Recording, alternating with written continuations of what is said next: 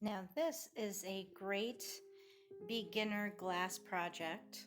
It's really hard to capture in the light, but it's just a wooden box that has a turtle carving in it that I put a piece of glass in the back, and um, I glued in, some support so it doesn't come out, and put some hangers on it, and I mean, it is super cute.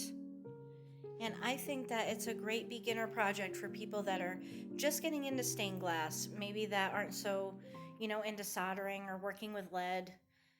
It's just a fun piece, and you can make these. You can buy these. This I actually got, the turtle box I got from Hobby Lobby a while ago for like $3.